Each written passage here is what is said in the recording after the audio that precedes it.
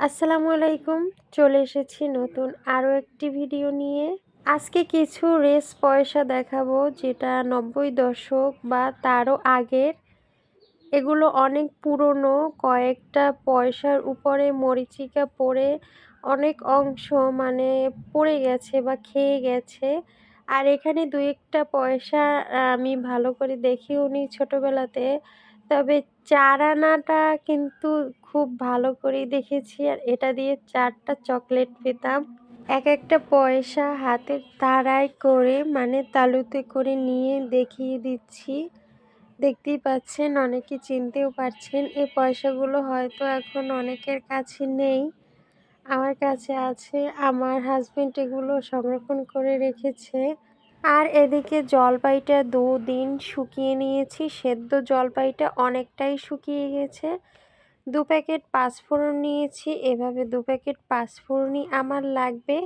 এগুলো একটা খোলাতে টেলে নিচ্ছি। আর এর ভিতর এরকম মিষ্টি জিরা, এগুলো আমি বেশি করে দিতে চাই। এটা দিলে আচারের স্বাদ অনেক বেড়ে যায়। আর এটা পাঁচফোড়নের ভিতর খুব কম থাকে। এবার এটা বেটে নেব। আধা কেজির মতন সরিষার তেলের ভিতরে 4টি তেজপাতা দিয়েছি। এবার কিছু দারচিনি দেব। এটাকে একটু ভালোভাবে ভেজে নেব। ভেজে নিয়ে এর ভিতর যখন একটা ভালো ফ্লেভার আসবে, তখন দিয়ে দেব থেতো করে রাখা রসুন। রসুনটা দিতেই হবে। রসুনটা এরকম থেতো করে দিলে আচারটা খেতে ভালো লাগে। আর দিয়ে দিলাম ১ কেজি চিনি। ১ কেজি পুরো চিনিটাই লাগবে, কারণ ৩ কেজি জলপাই ছিল।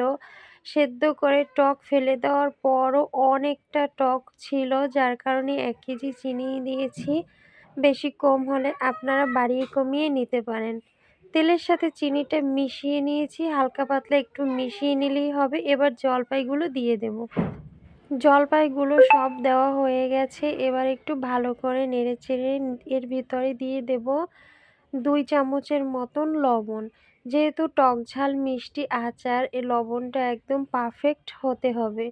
এরপর গুঁড়ি করে রাখা এভাবে পাঁচফোড়ন আর শুকনো মরিচ টালা দিয়ে ভালোভাবে নেড়েচেড়ে নিচ্ছি। এবার দিয়ে দেব সিরকা। এখানে ৫ থেকে ৬ চামচের মতন সিরকা দিলেই হবে। আর ছোট একটা কড়াইতে নিয়েছিলাম। এরপর এরকম একটা ছেনিতে কিন্তু পরে নেড়েচেড়ে নিয়েছি। এটাতে কিন্তু অনেক সুবিধা হয়। আর আচার বানানোর পর যে পাত্রে আচার বানানো হয়, সে পাত্র থেকে ঢেলে অন্য পাত্রে রাখলে আচারের চেহারাটা কিন্তু একদম সুন্দর থাকে। আর এভাবে কাচের জারে ঠান্ডা হওয়ার পর ভরে নিয়েছি। এই কাচের জারগুলো কিন্তু আমি কিনিনি। এগুলো ট্যাং খাওয়ার পর এই কাচের জারগুলো থেকে যায়, আর সেগুলো সংরক্ষণ করে এভাবে আচার রাখা যায় ১ বছরেরও বেশি টাইম। এই আচারটা একদম ভালো থাকবে। এটা রোদে শুকাতে হবে না। আর নরমাল ফ্রিজে রেখে দিলে তো আর কথাই নেই। আচারটা কিন্তু যথেষ্ট মজার হয়েছিল। আজকের জন্য এ পর্যন্তই। আল্লাহ হাফেজ।